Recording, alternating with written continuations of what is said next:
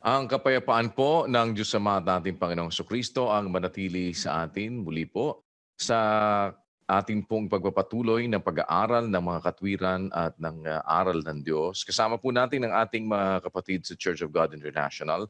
Nagpapasalamat tayo sa Panginoon. Meron tayong mabuting pagkakataon upang muli po ngayong tumunghay sa mga bagay na may kinalaman sa ating pananampalataya. Kasama po natin ang kapatid na Eli Soriano. Kapatid na Eli, magandang araw po sa inyo. Magandang araw, magandang gabi mga kapatid. Salamat po at binigyan tayo ng Panginoon ng isa pang araw para mag-usap ukol sa pananampalataya. Salamat po sa Panginoon at andyan kayo mga kapatid. Sana andyan kayo lahat, pati yung aming mga panauhin. Salamat po sa inyong pagtiyatiyaga sa araw-araw. Siguro mahaba-habang topic po ito mga kababayan, ang tungkol sa pananampalataya. Pero sana ay huwag nating palampasin. Matuto tayo ng tunay na kahulugan ng pananampalataya. Ito po kasing pananampalataya, isa ito sa pinaka-misinterpreted sa Biblia ng mga pastor at ng halos lahat ng theology. Kasi yung theology, para yung kaalaman o karunungang ukol sa Diyos. Para rin yung mga iba-ibang mga oji-oji na yan. No? Theology, zoology, no? Biology, metallurgy, kung ano-anong mga galing po yan sa salitang Grego na kagaya nung theology, theos logos, o kaalamang ukol sa Diyos. Pagdating sa theology, marami pong theologies palpak ang pinagsasabi sa nakasulat sa Biblia. Beginning from Catholic theology hanggang sa theology ng mga nagpapanggap na saksi ni Jehovah, mga Mormons at kung sino-sino pa. Paniwala ko, hindi theology yung kanila eh. Hindi pwedeng sabihing kaalamang ukol sa Diyos, kundi perversion, kagaya ng theology ng Catholic Church. Si Pedro raw ang bato na pinagtayuan ng iglesia. Kasi ang kahulugan daw ng salitang Pedro ay bato. Sa kanilang theology, hindi nila pinag-aralan na sa Biblia maraming kahulugan ang bato. Ang salitang bato, Petros, bato, ay maliit, hindi malaking bato. Kasi yung malaking bato, yung boulder of rock, ang tawag po sa Grego ron, Petra. Petra. A mass of rock. Whereas ang salitang Petros ay iba sa Petra. Kasi ang Petros na siyang itinawag ni Kristo kay Pedro, a piece of rock. A piece, maliit na bato. Hindi kagaya ng Petra, a boulder, a mass of rock. Ang pinagtayuan po ng iglesia, hindi pwedeng si Pedro gaya ng Catholic theology. Kaya gibay ang iglesia katolika na yan eh, pagdating sa real theology. Kasi hindi kaya ni Pedro dalhin yung buong structure kung isa siyang maliit na bato. Magigiba ang structure. Ang kailangan na pundasyon ng iglesyang totoo ay malaki, malalim, malaking bato na sa Greek ay Petra, which is the feminine, at yung Petros, masculine yun. At ang nakasulat sa 16:18 ng Mateo, hindi Petros. Nung sabihin ni Kristo, sa ibabaw ng batong ito, itatayo ko ang aking iglesia Yung pong salitang baturon ay Petra, hindi Petros. Kaya hindi si Pedro yon. Kaya diyan pa lang sa punto na yan, na si Pedro raw ang batong pinagtayuan, hindi naman sa ibabaw ng Petros itatayo ang iglesia, kundi sa ibabaw ng Petra. Kahit anong sali ng Biblia, ang tignan ninyo, ang ginamit doon yung feminine gender na Petra, na ang kahulugan ay malaking bato, a mass of rock. Hindi po siya Petros na maliit na bato, a piece of rock. At ang katunayan, sa Biblia talaga, ang pinagtayuan ng iglesia, batong malaki, hindi si Pedro. Pati nga si Pedro, itinayo rin dun sa bato na yon.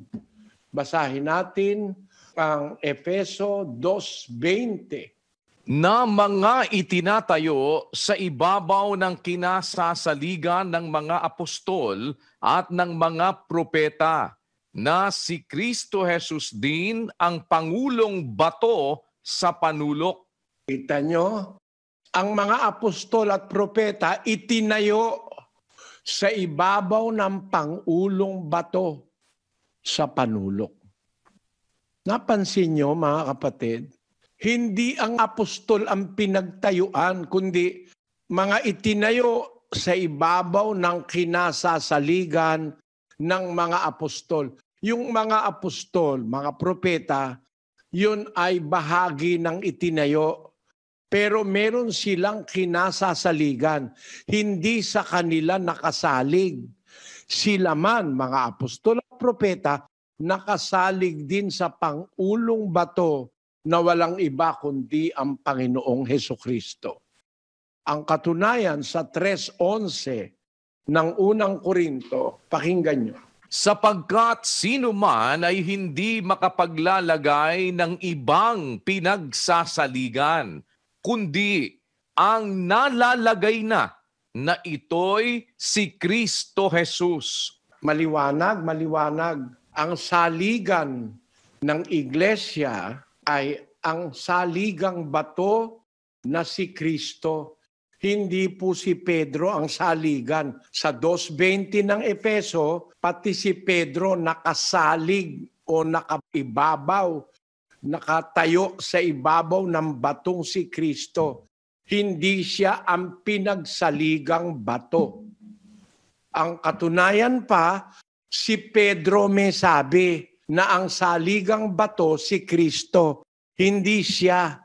Kung nag-iisip yung mga Catholic theologians, dito lang mapapahiya na kayo 4 Gs ng gawa. Ang nagsasalita rito si Pedro.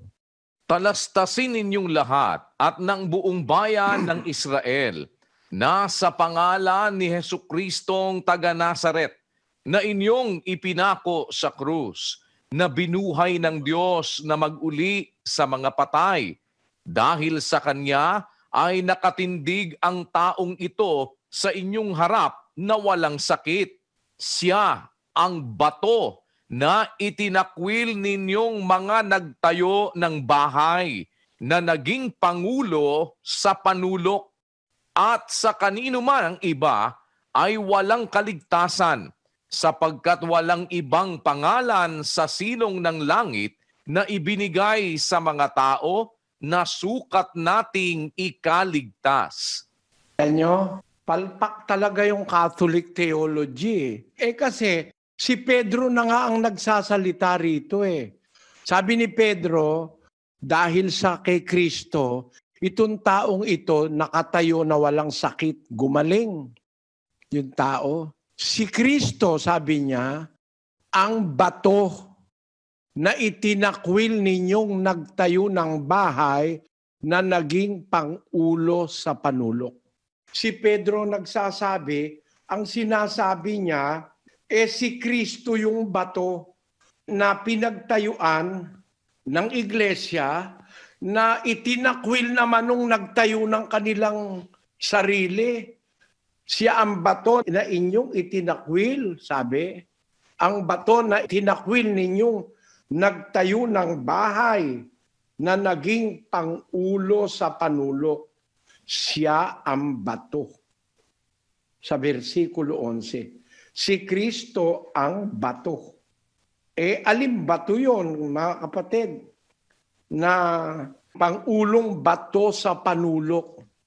The chief cornerstone. Napakaliwanag niyan sa Biblia. Ang pinagtayuan ay ang chief cornerstone, walang iba kundi ang Panginoong Hesukristo. Siya ang pundasyon ng tunay na iglesia sa Biblia. Hindi ang kahit na sino, na si Pedro raw ang bato. Ang tindi ng pagkakaligaw nitong mga taong ito. Ang tindi ng pagdaraya nitong mga nagsasabing si Pedro raw ang bato.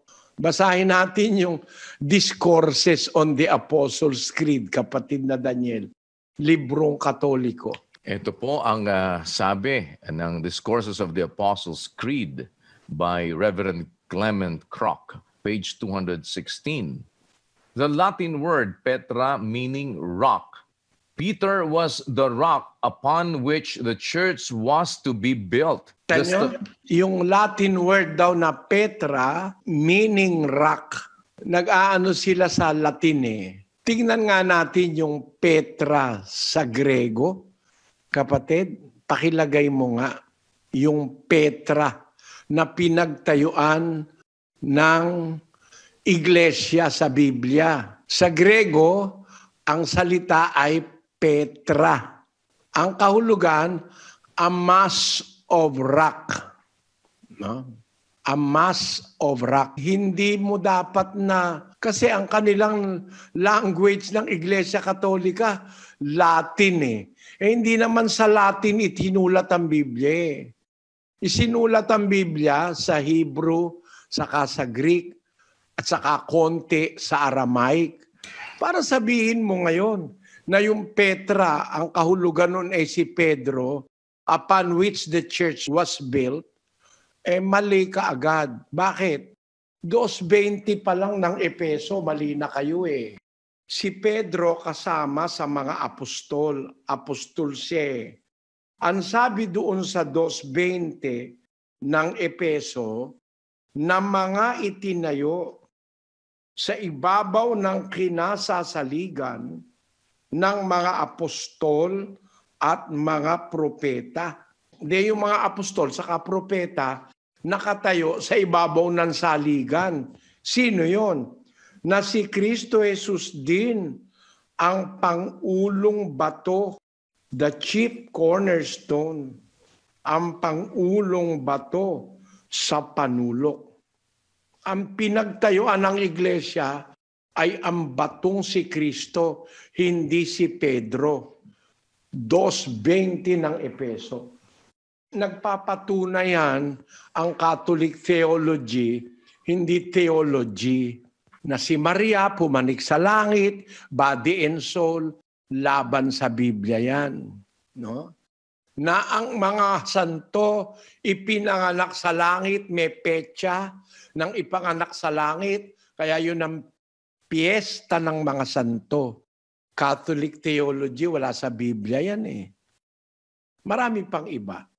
Ngayon, hindi naman po yan ang ating pag-aaralan. Ang pag-aaralan natin, mga kababayan, yung tunay na kahulugan ng pananampalataya na pinagkamalian hindi lang ng Katoliko, kundi napakaraming mga iglesia sa ating panahon. Ang isa rito ay itong mga sikat daw na mangangaral sa Amerika. Pakibasa mo nga ito, kapatid na Daniel. Itong lathalang ito. Ito po sa The Faith of God. What is faith? Hendrik Hanegraaff, also known as the Bible Answer Man, the whole idea that God has faith is completely foreign to the Bible. Biblical. Yan ang tawag daw sa kanya sa Amerika, Bible Answer Man. No? Kaya lang nakakamangha sa taong ito, the whole idea that God has faith is completely foreign to the Bible. Nagsasalita ito ng kamangmangan. Hindi totoo na wala sa Biblia na ang Diyos ay may pananampalataya. Basahin natin ang 3:3 ng Roma, kapatid na Daniel, sa English muna. Kasi English speaking siya. Ang sabi rito, ganito sa King James Version ng Romans 3:3. For what if some did not believe? Shall their unbelief make the faith of God without effect? Nakita nyo? Ano kung merong hindi naniwala? Ang kanila bang hindi pagsampalataya nagpapawalang halaga sa pananampalataya ng Diyos?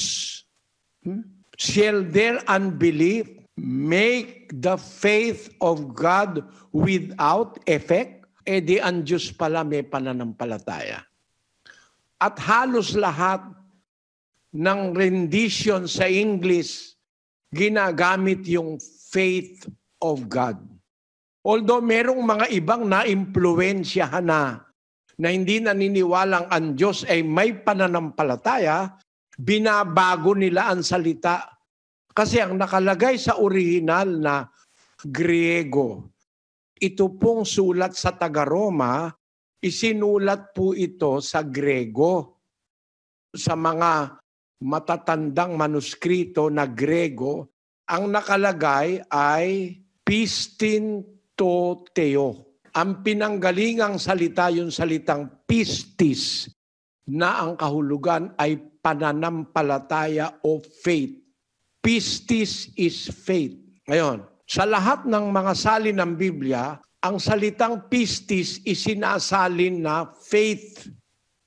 Kaya sa Grego, ang nakalagay ay pistin to theo, pananampalataya ng Diyos.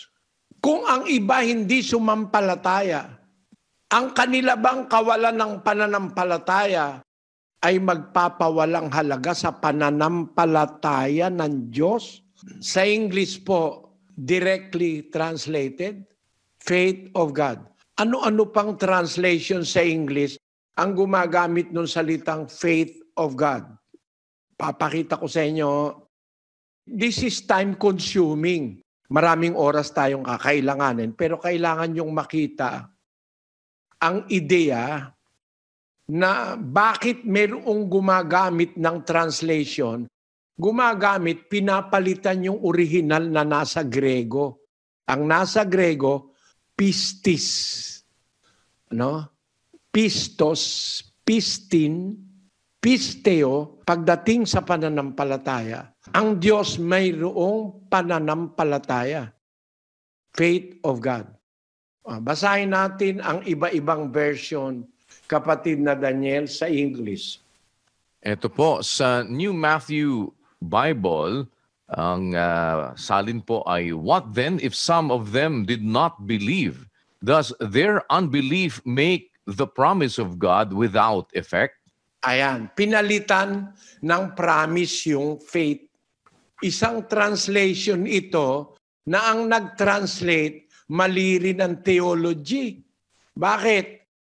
Ang nakalagay hindi naman promise . Ang nakalagay faith sa original na manuskritong mga matatandang manuskritong Grego, nakalagay pistin to theo. Yan ang nakasulat. Pananampalataya ng Diyos. Ngayon, yung Tree of Life version, ito naman ang sabi. So what if some did not trust?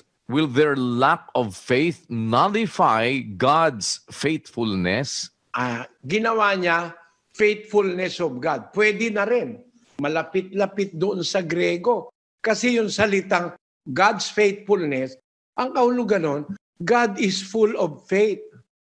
Maraming pananampalataya ang Diyos. Puno siya ng pananampalataya. Yun ang kahulugan ng salitang God's faithfulness. So, kung merong mang na-impluensyahan nung paniniwalang hindi raw pwedeng magkaroon ng pananampalataya ang Diyos, meron namang hindi na-impluensyahan. Tuloy natin. Ito naman po sa Worldwide English. But some Jews did not keep his law. Does that mean that God cannot be trusted? Ayan, isa na namang theology yan, impluensyado na hindi naniniwalang ang Diyos ay may pananampalataya. Tuloy natin sa iba pa, kapatid na Daniel. Sa New Heart English Bible naman po, for what if some were without faith? Will their lack of faith nullify the faithfulness of God? Ayan, okay yan. No? Next. Sa Berean Literal Bible, what if indeed some disbelieved? Will their unbelief nullify the faithfulness of God?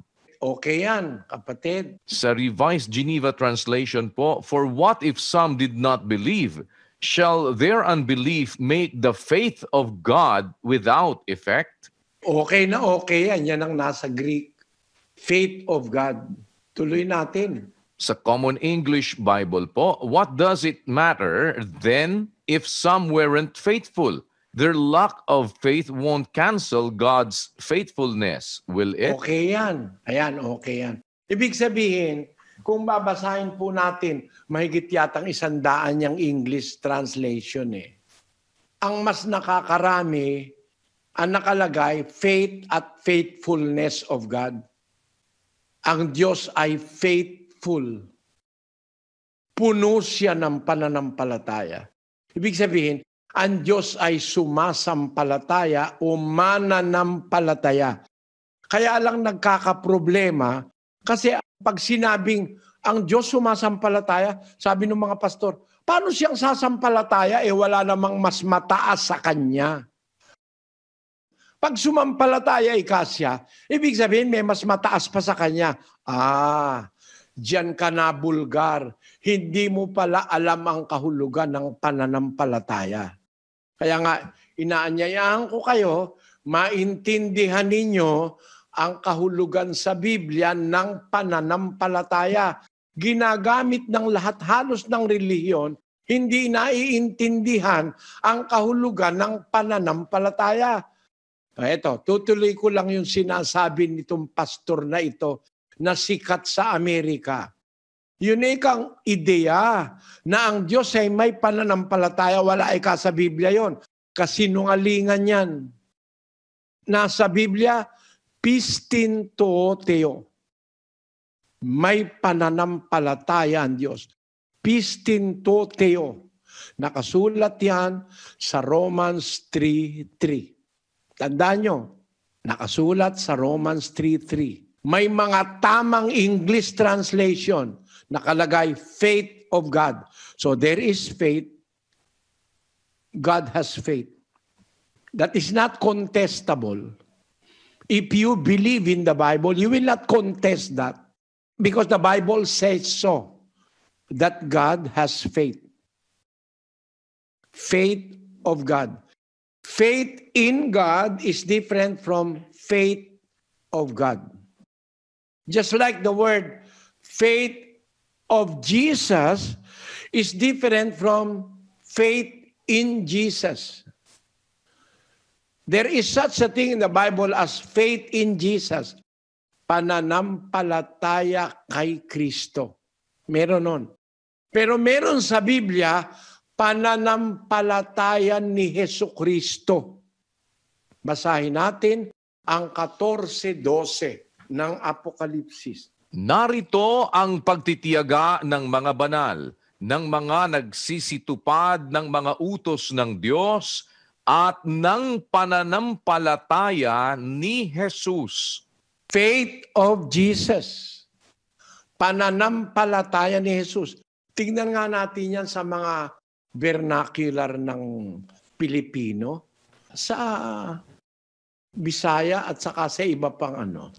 Ania ang pagpailob sa mga balaan. Sila nga nagabantay sa mga sugo sa Dios ug sa kang Hesus nga pagtuo. Tama ba yung Brad Jerry? Kang Jesus na pagtuo? Opo, tama po yan. Pananampalataya ni Jesus. Opo. Basahin natin sa Kapampangan. At yukaniti ing pamibabatara ding banal, ding tutupad karing utos ning Dios, at king kasalpantayanan kang Jesus. Mali yan. Ang nagsalin sa Kapampangan, influensyado ng paniniwalang hindi totoo yung pananampalataya ni Jesus. Ano, kapatid na Rodel, ano? Opo, kapatid Nelly, mali po yan ang salin nila. Mali yan. Tama yung sa Cebuano, mali yung sa Kapampangan.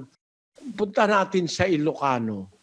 Daytoy ti kinaanos dagiti sa santo nga salimit-mitanda dagiti bilbilin ti Dios ken ti pamati ni Jesus.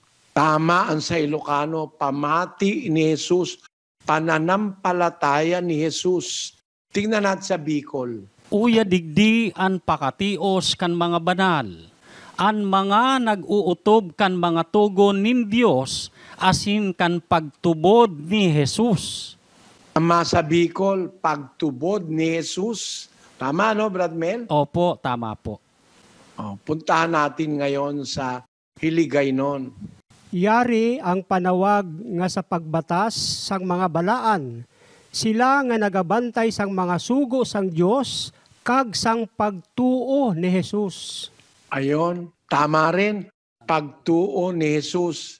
Ngayon, dito suko ako rito. Hindi ako marunong nito eh. Yung Pangasinense. Diya sukawalaan na sungdo na sa santos, saray mangunur ed ganggan na Dios, tansay pananisya nen Jesus. Tama ba? Pananisya ni Tama. Jesus? Tama po, kapatid O, Nelly. tanyo, Pananampalataya. tama, sa Kapampangan lang mali eh. Balikan natin ngayon itong Bible answer man daw. Wala raw sa Biblia yung pananampalataya ng Diyos o faith of God. Ito pa ang kanyang sinabi. The whole idea that God has faith is completely foreign to the Bible. Biblical faith is human beings trusting in a God they cannot see to do things that He has promised. God sees all and knows all from all eternity. So, God doesn't need to have faith. And kasi ang pananampalataya raw ay paniniwala sa hindi nakikita. Eh ang Diyos daw, lahat daw ng bagay nakikita mula sa walang hanggan. Kaya hindi ka nangangailangan ng Diyos ng pananampalataya. Tuloy natin. And since God doesn't need to have faith, the idea that we have to imitate God's faith is clearly unbiblical. Remember, faith is always object-oriented. Faith in God, not faith of God. And if we mix that up, we have a faulty understanding of what true biblical faith really is. It applies to you. You have a faulty understanding of what true biblical faith really is. Why?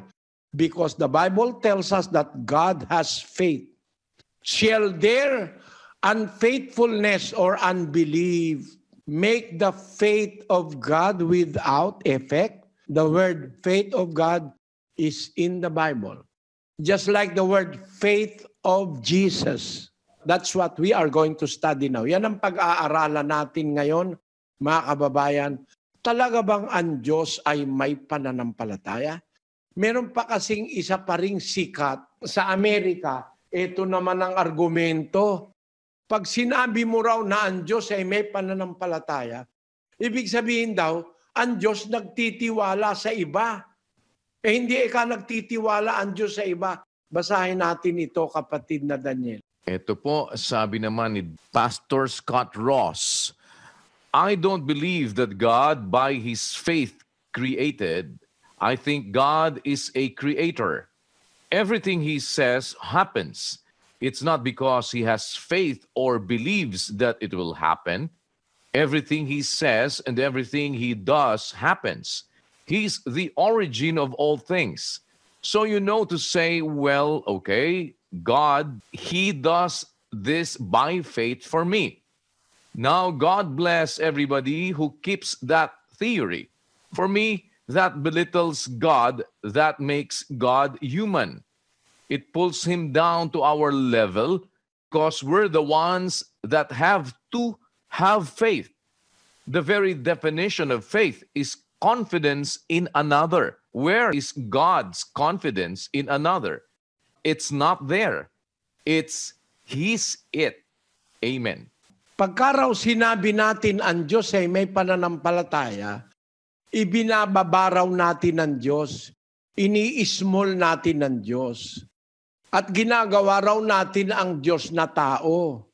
It pulls Him down to our level because we're the ones that have to have faith. The very definition of faith is confidence in another. Where's God's confidence in another? It's not there. It's, He is it. Amen? Sabi niya. Mali ito eh. Para sa Kanya, para magkaroon ka ng pananampalataya, magkakaroon ka ng kumpiyansa o confidence sa iba. Kaya, ang Diyos ba nagkakaroon ng kumpiyansa sa iba o ng confidence? Nagtitiwala ba siya sa iba? Hindi siya nagtitiwala, sabi niya. Kaya hindi pwedeng ang Diyos ay may pananampalataya. Pero tanungin natin ang Biblia. Mga kapatid, ang Diyos ba nagtitiwala? Basahin natin ang unang Tesalonica 2:3-4. Sapagkat ang aming iniaaral ay hindi sa kamalian, ni sa karumihan, ni sa pagdaraya, kundi kung paanong kami minarapat ng Diyos upang pagkatiwalaan kami ng Ebanghelyo, ay gayon namin sinasalita, hindi gaya ng nangagbibigay lugod sa mga tao, kundi sa Diyos na sumusubok ng aming mga puso. Kapatid na Daniel, nagtitiwala ba ang Diyos sa iba? Sabi po ng apostol na si Pablo, minarapat ng Diyos na sila'y pagkatiwalaan ng Ebanghelyo, kapatid na Eli. Kaya yung paniniwala nitong pastor na ito, si Scott, na sasabihin niya, ang Diyos hindi pwedeng magkaroon ng pananampalataya kasi hindi naman nagtitiwala ang Diyos sa iba, malaking kasinungalingan ito, mga kapatid. Kung hindi kayo nag-aaral ng Biblia, hindi nyo marirealize na naloloko na tayo eh. Ang Diyos nagtitiwala. Walang makakapangaral ng tunay na ebanghelyo kung hindi nagtiwala ang Diyos sa mga apostol. Hindi kasi pwedeng ipangaral ang ebanghelyong totoo ng mga taong hindi katiwa-tiwala sa Diyos. Ang katunayang hindi sila pinagtiwalaan, kaya hindi nga nila maipangaral eh. Pero ang mga apostol, ang aming pangangaral ang wika, hindi sa kamalian, hindi sa karumihan, hindi sa pagdaraya, kundi kung paano kami minarapat ng Diyos upang pagkatiwalaan kami ng Ebanghelyo. Gayon namin sinasalita. Nagkakatiwala ba ang Diyos, mga kapatid? Kahit sa tao, nagtitiwala ba ang Diyos? Aba, may tiwala siya. Dapat niyong maintindihan. Isa pang talata, 5:18 ng 2 Korinto. Pakinggan niyo nakasulat. Datapwat ang lahat ng mga bagay ay pawang sa Diyos na pinakipagkasundo tayo sa Kanya rin sa pamamagitan ni Kristo at ibinigay sa amin ang ministeryo sa pagkakasundo sa makatwid bagay na ang Diyos kay Kristo ay pinakipagkasundo ang sanglibutan sa Kanya rin, na hindi ibinibilang sa kanila ang kanilang mga kasalanan at ipinagkatiwala sa amin ang salita ng pagkakasundo. Nakita nyo, nagtitiwala ang Diyos eh. Yun nga, ebanghelyo, yung salita, pinagkatiwala sa mga apostol eh.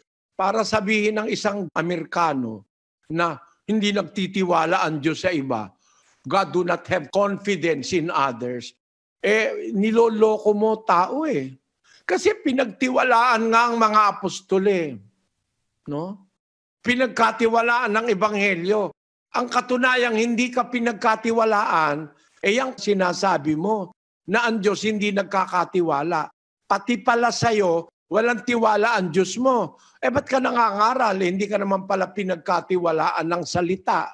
Ang nasa Biblia, kami nangangaral, ipinagkatiwala sa amin ng salita ng pagkakasundo. So nagkakatiwala ang Diyos sa kanyang mangangaral na isinugo para mangaral ng Ebanghelyo. At hindi basta pagkakatiwala, mga kababayan. Alam niyo kung gano'ng tiwala ng Diyos sa mangangaral na isinugo niya, mangaral ng Ebanghelyo. Sabi niya sa mga apostol, ang talian niyo sa lupa, tatalian sa langit. Ang kalagan niyo sa lupa, kakalagan sa langit. Ako, matinding tiwala yun. Biro mo, pag kinalagan sa lupa nung mangangaral na sa Diyos, kakalagan sa langit. 18:18 ng Mateo. Katotohanang sinasabi ko sa inyo na ang lahat ng mga bagay na inyong talian sa lupa ay tinatalian sa langit. At ang lahat ng mga bagay na inyong kalagan sa lupa ay kinakalagan sa langit. Ganyan ang pagkakatiwala ng Diyos sa mga apostol. Hindi lang yan. Sa Juan, Kapitulo 20, pakinggan niyo ang sinasabi ng Panginoon Kristo sa mga apostol kung gaano siya katiwala sa kanila. 20:22 ng Juan. At nang masabi niya ito, sila'y hiningahan niya at sa kanila'y sinabi, tanggapin ninyo ang Espiritu Santo. Sino mang inyong patawarin ng mga kasalanan ay ipinatatawad sa kanila. Sino mang hindi ninyo patawarin ng mga kasalanan ay hindi pinatatawad. Yan. Na-solve na natin. Hindi pala totoo na ang Diyos hindi nagtitiwala. Nagtitiwala pala siya. Malaki tiwala niya sa mga mangangaral na kanyang isinugo noong unang siglo. Kaya kung halimbawa walang katiwa-tiwala, abay hindi na ipapasulat ng Diyos ang Biblia sa mga tao. Wala pala siyang pinagtitiwalaan eh. Siya na mismo magsusulat. No? Pwede naman kasing magsulat ang Diyos eh. Natatandaan nyo, yung 2 tapyas na bato, sinulat ng daliri ng Diyos. Nakasulat sa Biblia. Ang bagong tipan, ipinasulat sa mga apostol. Ibig sabihin, nagtiwala siya at sinabi niya sa mga apostol ang isusulat at ang hindi. 14:37 ng unang Korinto, sabi ng mga apostol, Kung iniisip nino man na siya'y propeta o ayon sa Espiritu, ay kilalanin niya ang mga bagay na sa inyo'y isinusulat ko na pawang utos ng Panginoon. Kaya pala nagsulat ang mga apostol, inutusan silang magsulat at tiwala ang Diyos sa kanila. Alam nyo, merong hindi katiwa-tiwala na nagsusulat. Pero ang mga apostol, pati pagsusulat, sinamahan ng Espiritu Santo ng Diyos, kaya katiwa-tiwala ang isinulat nila. Kaya lang tayo naliligaw ngayon, ang mga nagtatranslate, binabago yung isinulat ng mga apostol. Pati mga nag-i-interpret. Sukat ba naman ang itayo ng Diyos sa Biblia? Iglesia. Aba, nilagay ba naman ngayon fellowship?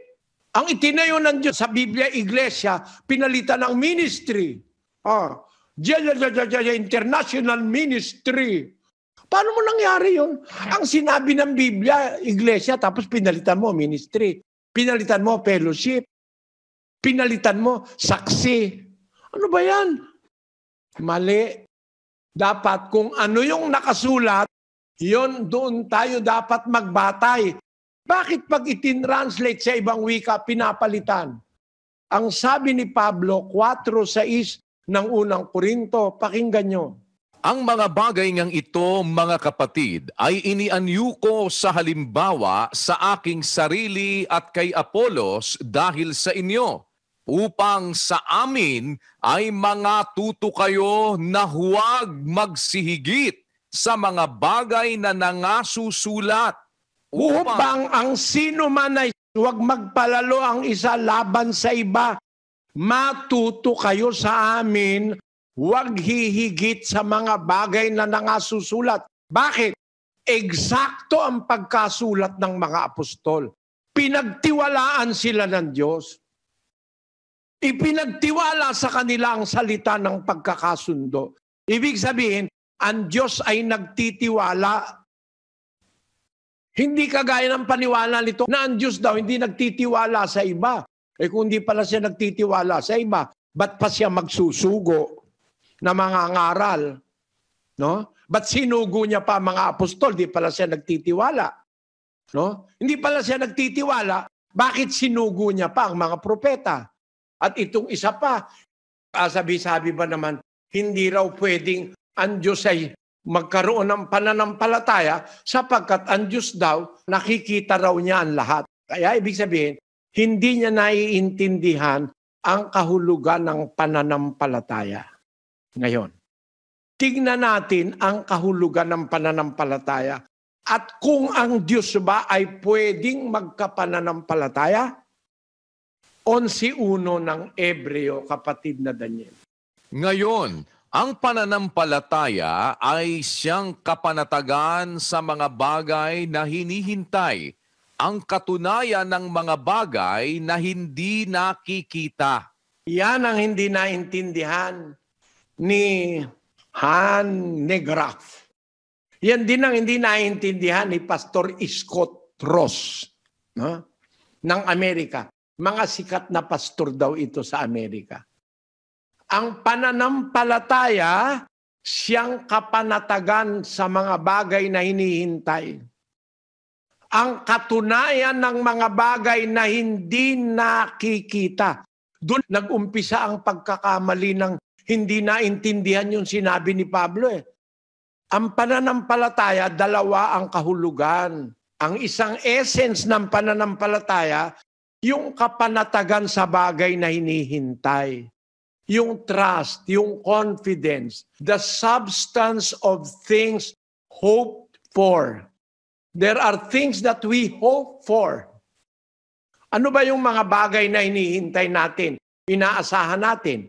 Na si Kristo babalik uli. Isa yon. No?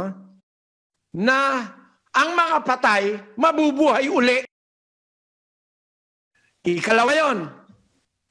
Na ang mga patay, pag nagpakabuti habang buhay, pag namatay, bubuhay uli. At ang isa sa hinihintay natin, bibigyan sila ng buhay na walang hanggan, hindi na mamamatay. Nasa Apokalipsis 21:4. Pakinggan nyo.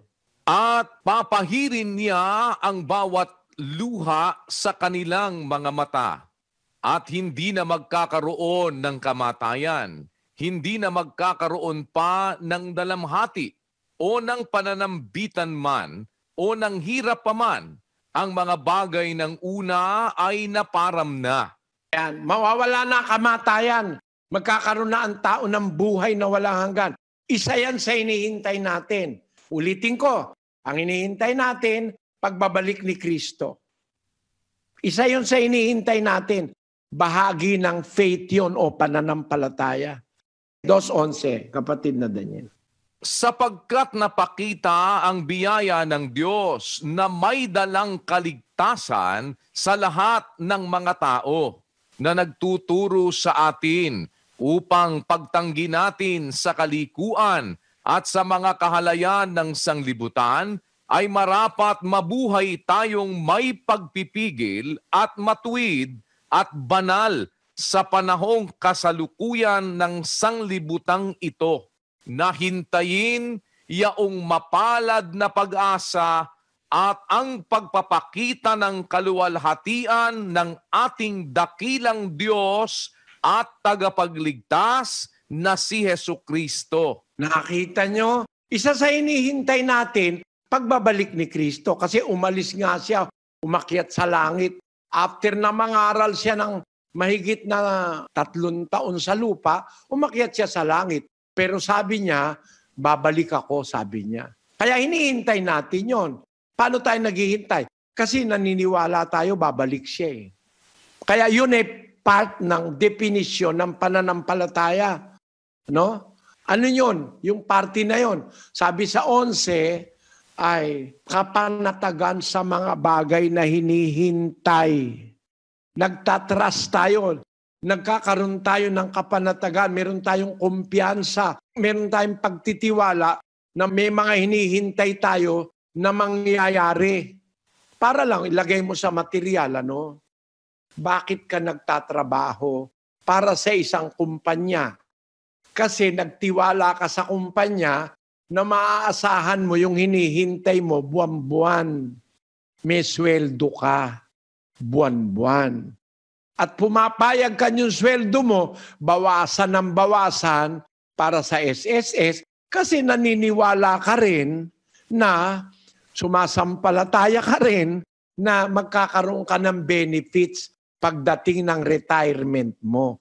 Kung hindi ka kasi naniniwala, paano ka namang magpapagal? Hindi ka naman binigyan ng advance. O yung walang tiwala, humingi ng advance yun eh. Bayaran mo muna ako bago ko gawin. Pero yung naniniwala, sumasampalataya, na yung kumpanya niya ay matatag na kumpanya, kahit walang advance, 1 buwan siya hintay ng hintay. Minsan wala na siyang pera, mangungutang siya ng 5-6 para lang makarating siya dun sa punto to make ends meet. Iyon ang pagtitiwala, pananampalataya dun sa kumpanya. Ngayon, naghihintay tayong si Kristo babalik. Kasi sabi niya, pangako niya. Naghihintay tayo na mabubuhay uli ang mga patay. Makita mo uli nanay mo, tatay mo, lola mo, lolo mo. No? Naniniwala ka ron. Kasi may kapanatagan ka na, meron ka ng assurance. Ano yun? Ba't ka nagkaroon ng kapanatagan? Kasi ipinakita ni Kristo na siya'y nabuhay na mag-uli. Pagkatapos siyang bugbugin, hindi na halos makilala, pati ulo nilagyan ng koronang tinik, no? Pati binugbog na totally. Pagkatapos na mamatay, 3 araw bumangon uli, nagpakita sa mga Kristiyano. Kaya, kung nakita nila, may kapanatagan na sila, may pananampalataya na sila sa hinihintay nilang pagkabuhay na maguli. Kasi ang pruweba, si Kristo na kanilang Panginoon na nangaral ng pagkabuhay na maguli ay nabuhay ngang mag-uli. Hindi naman kagaya na ibang leader ng relihiyon nang mamatay, hindi na nabuhay. Ang nabuhay, uod na. Pero si Kristo, namatay, nabuhay mag-uli. Kaya nagtitiwala tayo, may pagkabuhay na mag-uli. Dahil nabuhay na mag-uli ang pundador ng Kristyanismo. Walang iba kundi si Kristo. Kaya meron tayong pananampalataya, may pagkabuhay na mag-uli, nagkaroon na tayo ng pruweba. 17:31 ng Gawa. Pakinggan nyo. Sapagkat siya'y nagtakda ng isang araw na kanyang ipaghuhukom sa sanglibutan, ayon sa katwiran sa pamamagitan ng lalaking kanyang itinalaga, na ito'y pinatunayan niya sa lahat ng mga tao, nang siya'y buhayin niyang mag-uli sa mga patay. Meron palang paghuhukom. At ito'y pinatunayan ng Diyos kay Kristo nang buhayin niya siyang mag-uli sa mga patay. Hindi lang pala ang pagkabuhay na mag-uli ang napatunayan ng pagkabuhay ni Kristo. Napatunayan din ng mabuhay si Kristo mag-uli, meron talagang paghuhukom. Maghuhukom ang Diyos. Kaya yan, mga iniintay natin yan. Babalik si Kristo kasi nangako siya. Nabuhay siyang mag-uli kasi sinabi niya bago siya mabuhay mag-uli, sa 3 araw babangon ako uli. Nung maganap, naniwala yung mga apostol. Nakita kasi nila na buhay maguli si Kristo eh. Yung pagkabuhay maguli ni Kristo, nagpatunay yon sa maraming bagay na kanyang sinabi na siya hindi nagsasabi ng kasinungalingan. Totoo lahat ang sinasabi niya na may pagkabuhay na maguli, may buhay na walang hanggan, may paghuhukom, yan mga bagay na hinihintay natin. Ba tayo naniniwala? Ba tayo may pananampalataya dyan? Kasi nakakita na tayo ng pruweba. Ang unang nakakita, yung mga unang Kristiyano. Isinulat nila ngayon, nabasa natin. Aba, totoo palang may pagkabuhay na mag-uli. Aba, totoo palang may buhay na wala hanggan. Aba, totoo palang darating uli si Kristo. Kasi lahat ng sinabi niya, totoo naman naganap Meron ka ng base. Kaya ang isang kalahating kahulugan ng pananampalataya ay ang pananampalataya kapanatagan sa bagay na hinihintay. At isa pa, ang katunayan ng mga bagay na hindi nakikita. Dito nagkamali ngayon si Hanegraaff at saka si Scott ng Amerika. Na ang Diyos daw hindi pwedeng magkapananampalataya kasi lahat nakikita niya. Ang pananampalataya ay katunayan ng bagay na hindi nakikita, hindi naintindihan. Para ba sa inyo, para kayo maniwala dahil hindi nakikita? Aba, pagka naniwala ka sa hindi mo nakikita, hindi scientific yun. Kapatid na Daniel, nakasunod ka sa akin? Opo, kapatid na Eli. Walang pagkukuhanan po ng batayan yung pagtitiwala at paniniwala mo doon sa isang bagay kung wala kang katunayan. At pag sinabi na ang pananampalataya, ang katunayan ng mga bagay na hindi nakikita, yung bagay hindi mo nakikita pero may katunayan yon. Yun ang hindi naintindihan itong mga pastor na ito. The evidence of things not seen. Things not seen have evidence. And because of the evidence that you can see, you believe in things not seen. Tingnan nyo Allow me, brothers and sisters, in the entire human race. How I wish that everybody will hear this. Faith is the evidence of things unseen. Yung bagay na hindi nakikita, may katunayan yon. Kaya para maniwala ka dun sa hindi nakikita, dapat meron kang katunayan na talagang yung bagay na yon, totoo, nag-i-exist yun kahit hindi mo nakikita. Bibigyan kayo halimbawa. Mga kapatid, nung umupo ako rito, dito sa studio kong ginagamit, alam nyo ba, dito mayroong mga bagay na hindi nakikita dito sa studio. Bigyan kayo halimbawa, makinig po kayo mabuti. Dito sa studyong ito, meron ditong oxygen. Meron din ditong hydrogen.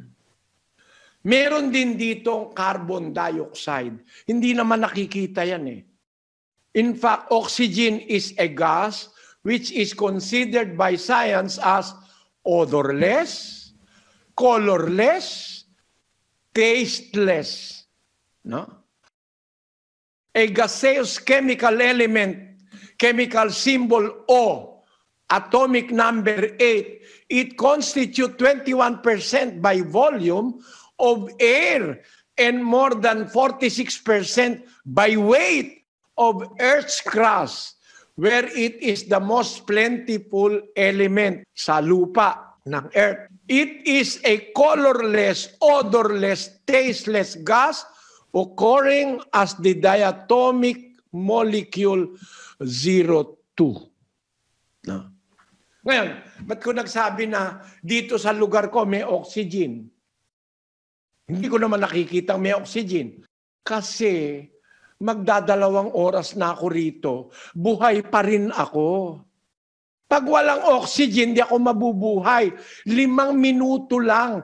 Pag ikinulong ka sa isang chamber na walang oxygen, gaya nung gas chamber sa Amerika, ang nandoon ay yung hydrogen cyanide, carbon dioxide, and carbon monoxide.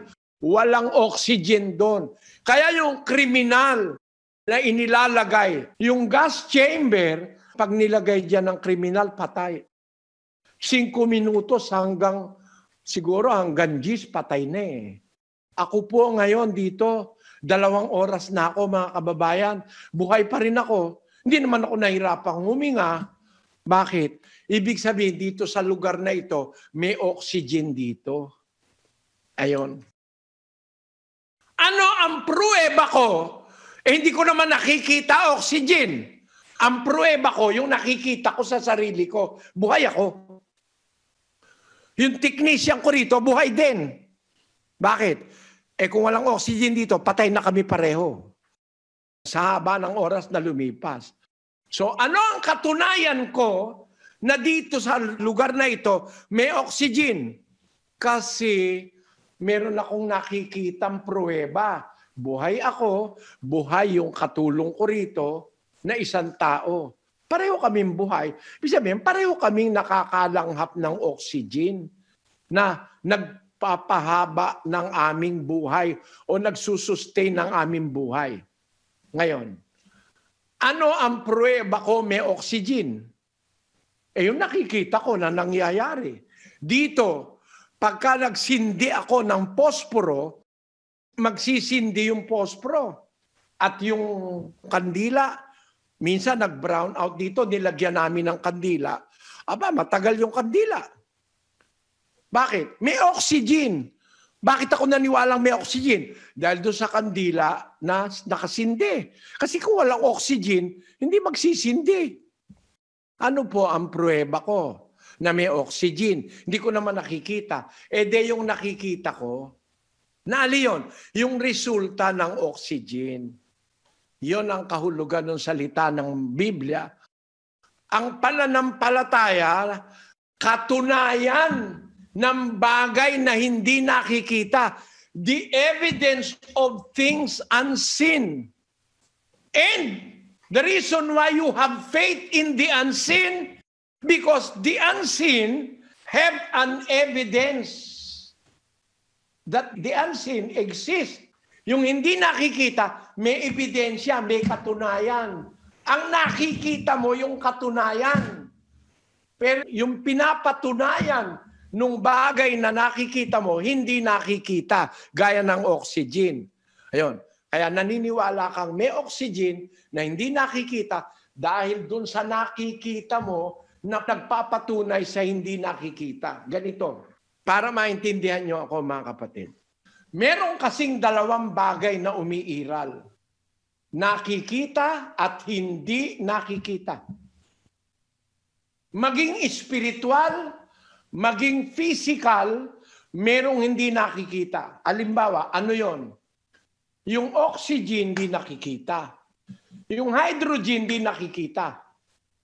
Pero, pagka pinagsama mo ang 2 gas sa tamang kombinasyon, 2 atom ng hydrogen na hindi nakikita at 1 atom ng oxygen na hindi nakikita, pag pinagsama mo, lilitaw ang ebidensya nung hindi nakikita. Ano yon? Tubig. Hindi ba ang tubig? H2O. Meaning, 2 atoms of hydrogen and an atom of oxygen makes up what we call a visible substance, which is water. Yung hindi nakikitang hydrogen at yung hindi nakikitang oxygen nang pagsamahin sa tamang kombinasyon, nag-produce ng nakikita. Alin yon? Tubig. Yan. Ayan tubig Saan galing yan tubig na yan? Sa 2 bagay na hindi nakikita. Gas. Hydrogen and oxygen. Mula dyan sa tubig na yan na galing sa hindi nakikitang hydrogen at oxygen, nakikita mo na ngayon yung tubig na pagka maginaw, nagiging yelo. Pagka mainit, umi-evaporate, nagiging gas. Pagka tama ang temperature, liquid siya, tubig. Pwedeng ipaligo. No? Iyan ngayon ang pruweba na merong hydrogen at merong oxygen na hindi mo nakikita pero may pruweba na nakikita mo. So ang kahulugan ng pananampalataya, mayroon kang katunayan sa bagay na hindi nakikita. Na hindi mo man nakikita, may patunay na talagang nag-e-exist yun. Yun. Ang punto ko, mga kapatid. Spiritually, merong hindi nakikita. Espiritu hindi po nakikita. Ang Diyos hindi nakikita. Espiritu kasi siya eh. Yung Espiritu Santo hindi nakikita. Espiritu kasi siya eh. No? Yung demonyo hindi nakikita. Espiritu kasi yun eh. Pero pag nakakita ka na ng ebidensya, maniniwala ka na meron nun. Bawa, di mo nakikita demonyo. Ano ebidensya? Nakakita ka ng isang ama. Nire-rape yung sarili niyang anak. Nakakita ka na ng ebidensya ng hindi nakikitang demonyo. Kasi sa natural, walang ama na mangre-rape ng anak niya. Sa natural ng tao, walang amang manre-rape ng anak. Pero pag nakakita ka na ng ama, nang re-rape ng anak, pinapatay ang anak, may ebidensya ka na may demonyo na hindi mo nakikitang espiritu. Ngayon, ang Diyos espiritu. Hindi nakikita. Ano ebidensya na may Diyos? Basahin natin ang Roma 1:20. Sapagkat ang mga bagay niyang hindi nakikita, buhat pa ng lalangin ang sanglibutan, ay nakikitang maliwanag, sapagkatanto sa pamamagitan ng mga bagay na ginawa niya. Maging... Ayon. Ang Diyos hindi nakikita. Ang mga bagay niyang hindi nakikita, buhat pa ng una, ng lalanginan sanlibutan, nakikitang maliwanag sa pagkakatanto sa pamamagitan ng mga bagay na ginawa niya. Aba, kahit pala hindi mo nakikita ang Diyos, tignan mo lang yung ginawa niya, makikita mo na mayroon talagang Diyos. Matatanto mo na mayroon talagang Diyos. Tignan mo lang yung kanyang ginawa. Ang ganito, mga kapatid, nakakita ka sa isang gubat, may bahay, may bubong pa eh. May hagdan pa.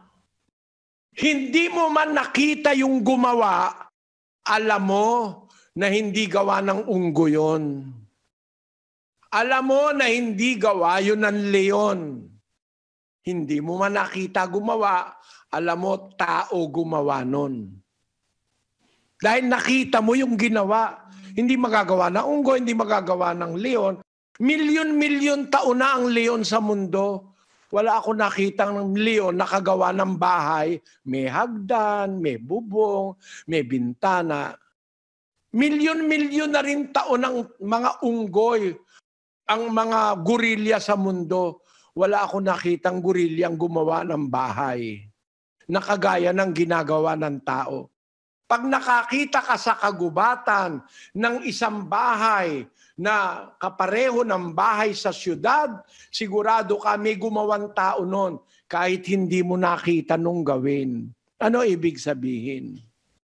Nakita mo ang universo, nakita mo ang mga bituin, nakita mo mga planeta, nakita mo mga galaxy, nakita mo lahat ng umiiral.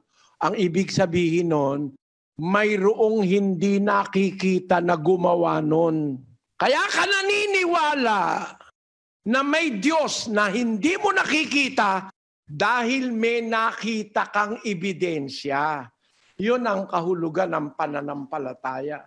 Ang pananampalataya, paniniwala sa hindi nakikita na may katunayan ng kanyang pag-iral. Ang pananampalataya, kapanatagan sa bagay na hinihintay, gaya ng mga darating, at ang katunayan ng bagay na hindi nakikita. Yung bagay na hindi nakikita, may katunayan. Yung katunayan ang nakita mo. Ang katunayang may Diyos, yung ginawa niya. Ang katunayang may oxygen, yung nakikita mo na tubig at saka yung hydrogen peroxide. Ang katunayang mayroong hydrogen na hindi nakikita, yung pruweba na umiiral yung hydrogen.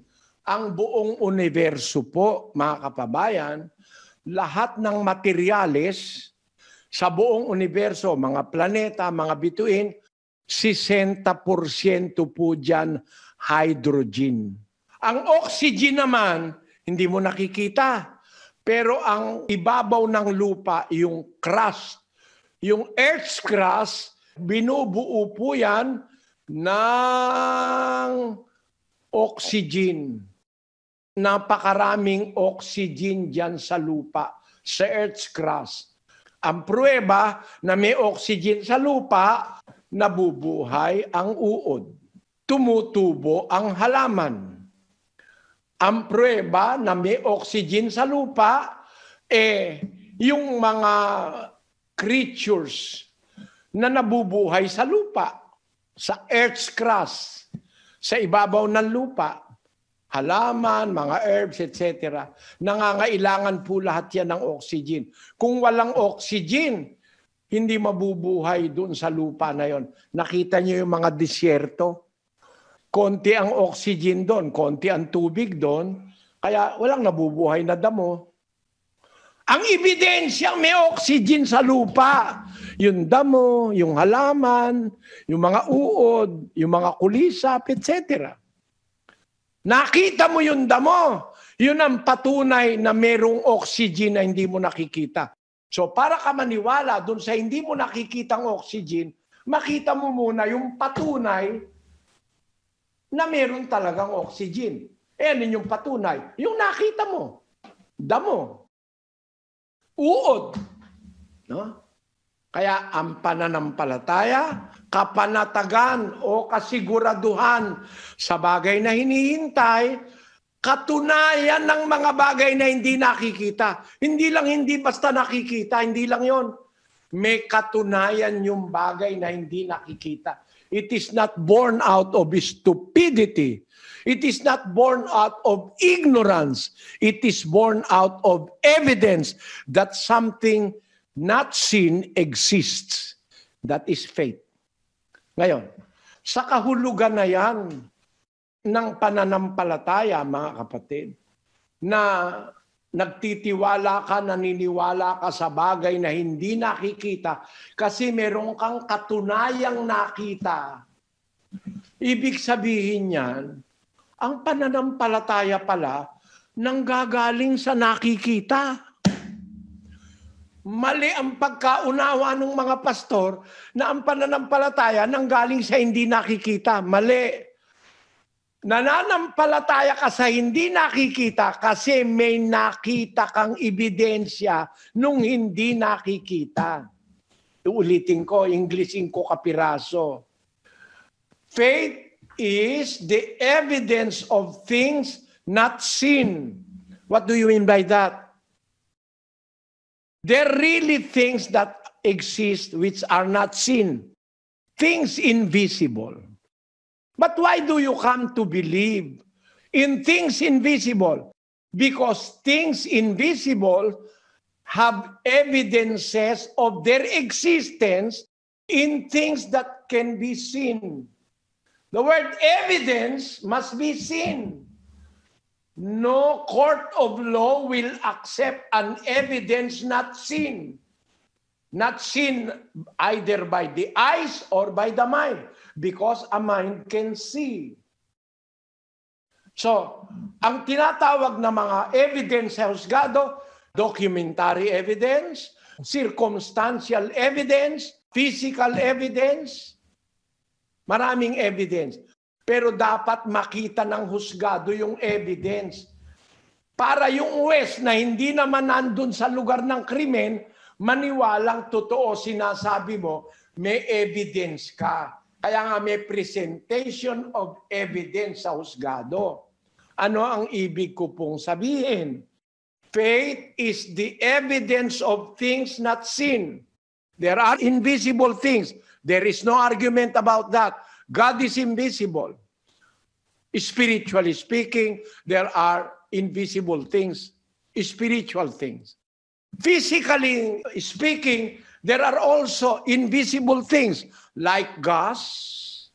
And in science now, they know that there are, which is called dark matter, that cannot be seen by the eye. There are dark matters all over the universe. Natuklasan na ng siyensya yan. 85% of dark matter in the universe are not seen. Now, merong hindi nakikita, physically and spiritually. But there are evidences to prove that something which is not seen can be realized or can be understood by the evidence that that unseen something produce. Ano ibig kong sabihin, mga kapatid? Ang ebidensya ng bagay na hindi nakikita, yung ebidensya nakikita.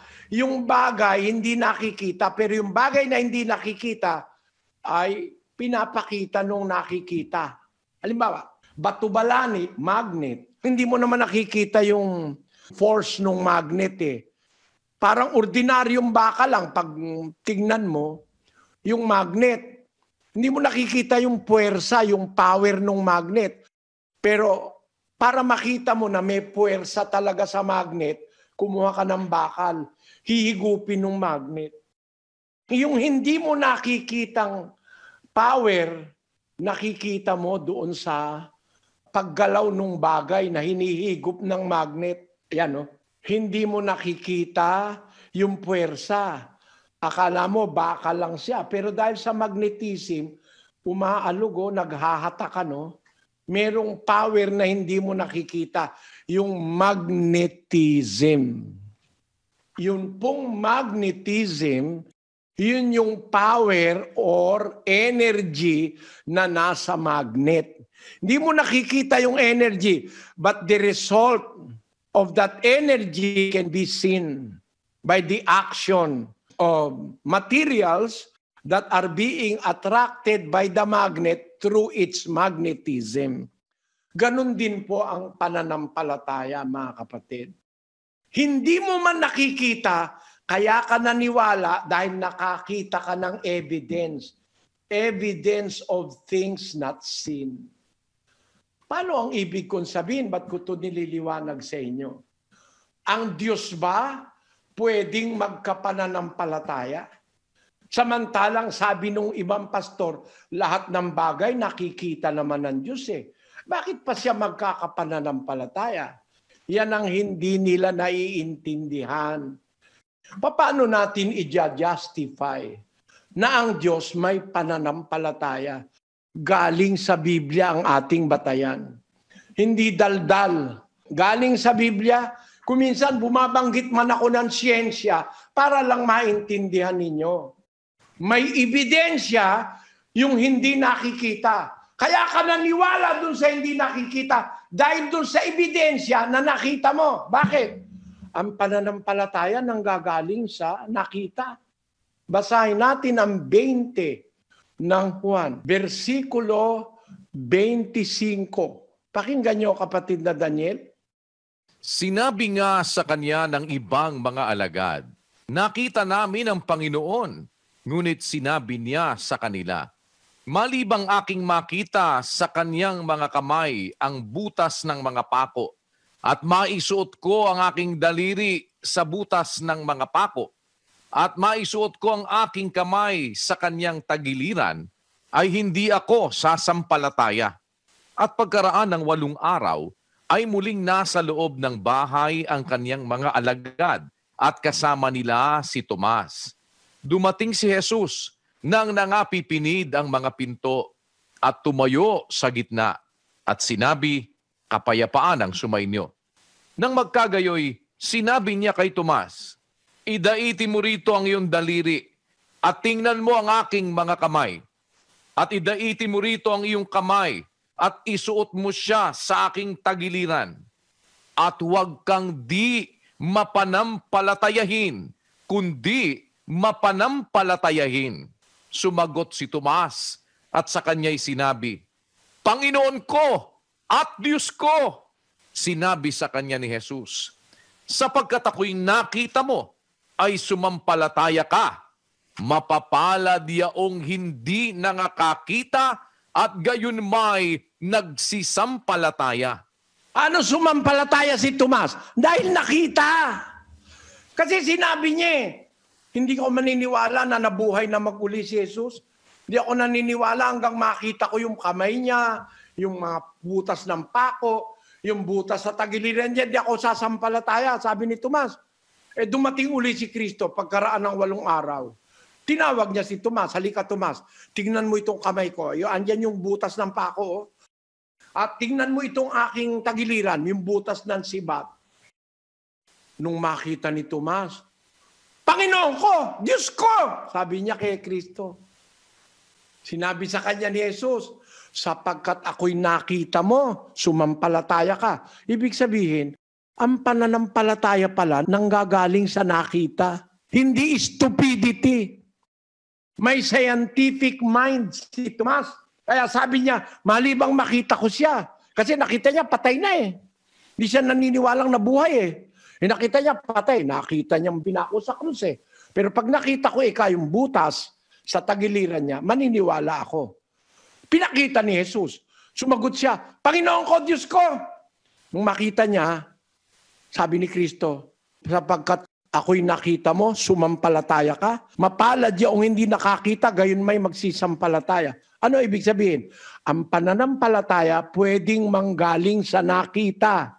Kahit hindi nakita ni Tomas na aktual na bumangon si Kristo sa libingan, hindi niya nakita yon yung aktual. Pero nakita niya kasi yung pruweba na si Jesus ngayon may butas ng pako, may butas ng tagiliran, naniwala siya dahil sa nakita niya. Yan po ang nasa Biblia. Salamat po for taking your time, for giving your ears to us. Umaasa kami mga kapatid na magpapatuloy kayo. Pagpalain nawa tayo ng Panginoon mga kapatid.